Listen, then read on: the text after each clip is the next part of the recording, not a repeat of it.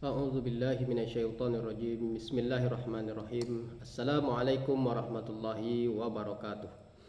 Alhamdulillahirabbil alamin. Assalatu wassalamu ala asyrafil anbiya'i wal mursalin wa ala alihi wa ashabihi rasulillahi ajmain. Amma ba'du.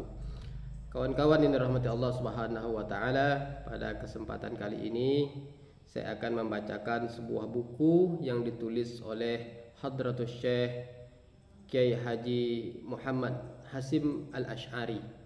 Beliau adalah seorang tokoh sekaligus pendiri dari organisasi Islam Nahdlatul Ulama.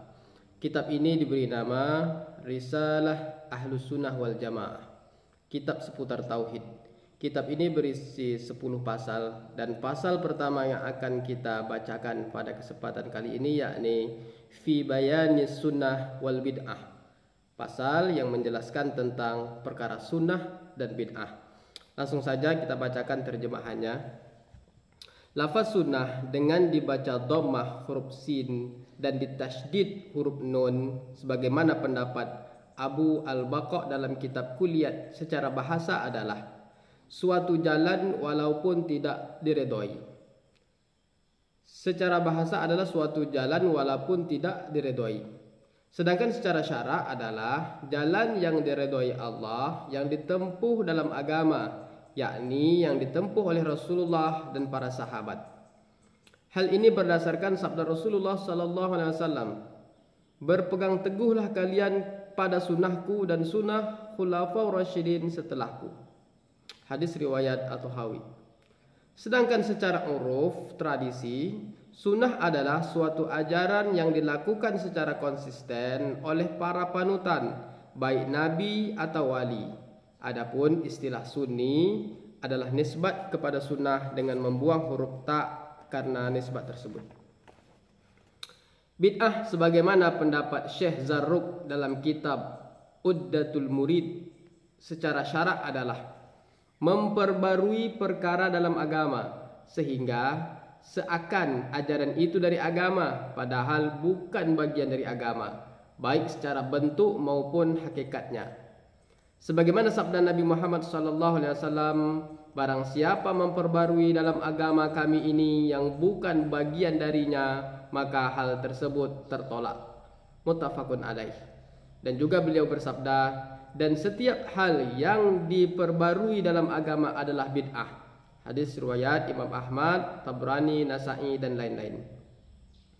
Para ulama telah menjelaskan bahwa makna kedua hadis di atas adalah dikembalikan pada perubahan hukum dengan meyakini sesuatu yang bukan tergolong mendekatkan diri kepada Allah sebagai sesuatu yang bisa mendekatkan diri kepada Allah, bukan mutlak semua pembaruan dalam hal agama.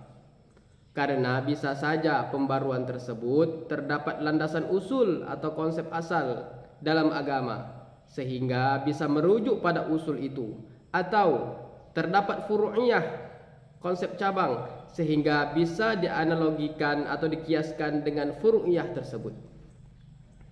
Syekh Zarruq berkata, pertimbangannya ada 3. Pertama, diteliti perkara yang baru tersebut.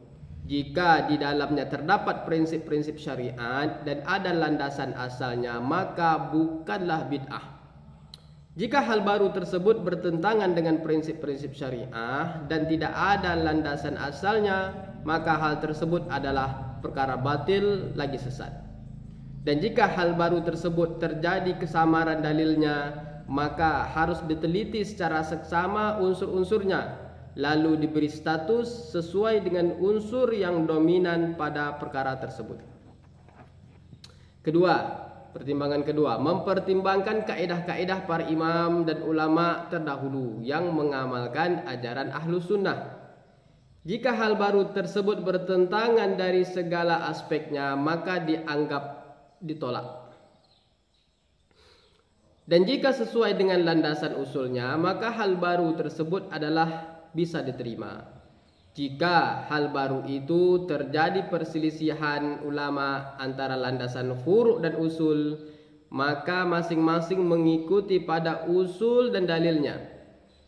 Sungguh telah terdapat kaidah bagi para ulama bahwa suatu amalan yang dipraktekkan oleh ulama salaf atau pendahulu dan diikuti oleh ulama khalaf, ulama setelahnya, tidak bisa disebut sebagai bid'ah dan juga tidak bisa dikategorikan tercela.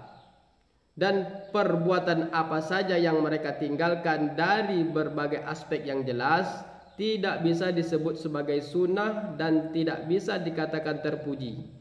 Sedangkan setiap amalan yang telah ditetapkan landasan usulnya oleh para salaf, namun mereka tidak pernah melakukannya, maka menurut Imam Malik adalah bid'ah.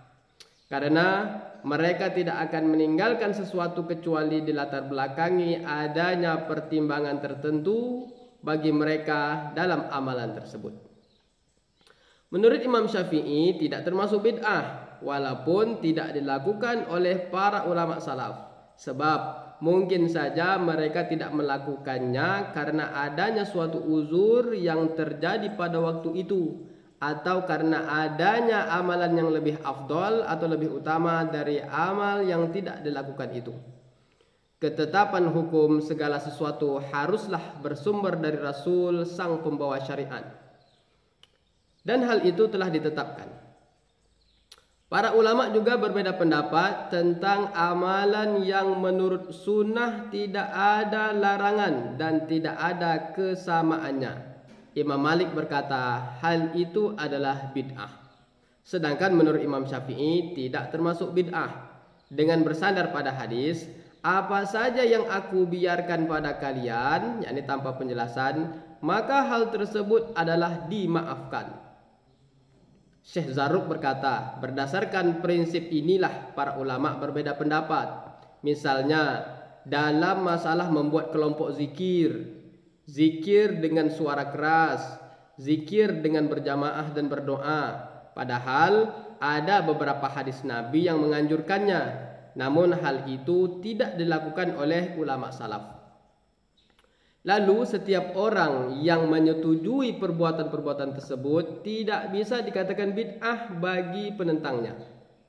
Sebab hal itu adalah hasil ijtihad yang tidak dilakukan dengan ceroboh, dan juga tidak diperbolehkan menghukumi batil terhadap pendapat yang menentangnya karena adanya keserupaan pada hal tersebut. Jika semua dikatakan bid'ah, maka pasti umat akan saling membid'ahkan. Telah kita ketahui bahwa hukum Allah yang dihasilkan dari orang yang berijtihad pada furu'iyah adalah apa yang dihasilkan oleh ijtihadnya, baik yang menganggap benar hanya satu orang saja atau banyak. Rasulullah SAW telah bersabda, janganlah ada seorang pun yang sholat asar kecuali di Bani Quraidah. Hadis riwayat Bukhari. Dan ternyata waktu asar telah datang ketika mereka di tengah perjalanan. Maka sebagian sahabat berkata, kita diperintahkan untuk bergegas. Mereka pun sholat di jalan. Dan sebagian yang lain berkata, kita diperintahkan untuk sholat di sana, Bani Quraidah. Sehingga sebagian mereka mengakhirkan sholat asar mereka. Dan ternyata Rasulullah tidak mencela seorang pun di antara mereka. Hadis di atas menunjukkan atas sahnya melakukan sesuatu berdasarkan tingkat pemahaman masing-masing atas apa yang dari Nabi sang pembawa syariat, selama tidak atas dorongan hawa nafsu. Ketiga, pertimbangan membedakan dasar-dasar hukum yang perinciannya ada 6, yaitu wajib, sunnah, haram, makruh, khilaful aula dan mubah. Setiap hal yang mengarah pada dalil asal dengan pertimbangan yang sahih dan jelas serta tidak jauh menyimpang, maka bisa disamakan dengannya. Apabila tidak demikian, maka tergolong bid'ah. Dan mayoritas ulama ahli tahqiq memakai pertimbangan ini dan mengukur dasar-dasar hukum dari sisi bahasa sebagai sarana untuk memudahkan. Wallahu a'lam. Syekh Zarruq berkata bahwa bid'ah dibagi menjadi 3. Bid'ah sharihah, yaitu suatu amalan yang ditetapkan tanpa landasan syar'i, Sedangkan kebalikannya adalah amalan yang telah tetap berdasarkan syar'i, baik berupa wajib, sunnah, mandub dan lainnya. Dan bid'ah ini bisa mematikan sunnah atau meniadakan yang hak. Bid'ah ini adalah bid'ah yang terburuk. Kedua, bid'ah idhafiyah, yakni amalan yang disandarkan pada praktik tertentu. Jika amalan tersebut diterima dari sandaran tersebut, maka tidak boleh menentangnya dalam hal kesunahan atau ketidakbid'ahannya, baik tanpa perbedaan pendapat atau terdapat perbedaan. Yang ketiga, bid'ah khilafiyah, yaitu amalan yang punya dua sandaran utama yang sama-sama kuat argumentasinya. Jika dilihat dari satu aspek maka tergolong bid'ah, tetapi jika dari aspek yang lain maka tergolong sunnah, sebagaimana keterangan sebelumnya dalam hal membuat kelompok zikir dan zikir dengan berjamaah.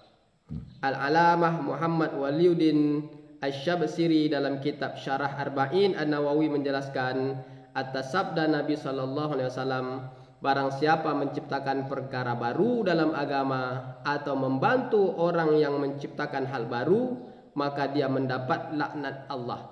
Hadis riwayat Bukhari.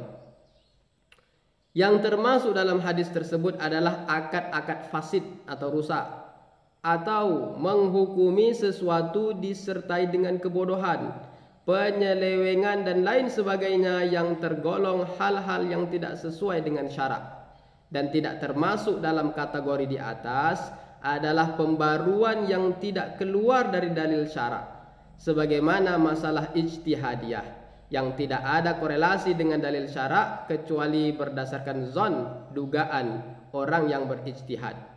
Menulis mushaf, merumuskan mazhab-mazhab, menulis kitab-kitab nahu dan hisab. Oleh karena itu, Imam Ibnu Abdissalam membagi bid'ah menjadi 5 kategori.